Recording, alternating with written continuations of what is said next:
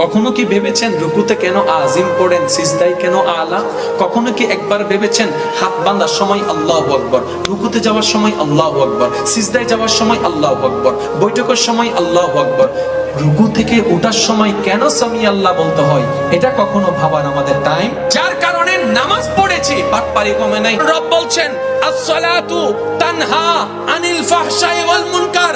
আমি রব ফাইনাল ঘোষণা দিলাম, যার কাছে নামাজ থাকবে সে কখনো বাটপার হতে পারে না। বাস্তব চিত্রে দেখলাম নামাজি আছে, সুদুদি কমে নাই, নামাজি আছে, বাটপারি কমে নাই, নামাজি আছে, জায়গা দখলকারী কমে নাই। তাহলে আল্লাহর কথা তো মিথ্যা হয়ে গেল। রব বলে আমার কথা মিথ্যা নয়, তোমাদের ভিতর রেজাল্ট। তাহলে আপনি কি চান 10 জনের মতো হতে? আপনাকে তো পাল্টাতে হবে না। সেজন্য আমি অনুরোধ রাখবো, জানা যতটুকু জেনেছেন আলহামদুলিল্লাহ, এবার জিনিসগুলোকে নিয়ে একটু গবেষণা করেন। রবের প্রেম যেদিন আপনার অন্তরে স্থান পেয়ে যাবে, আপনি সেই দিন থেকে পাক্কা মুসলমান হওয়া শুরু করবেন।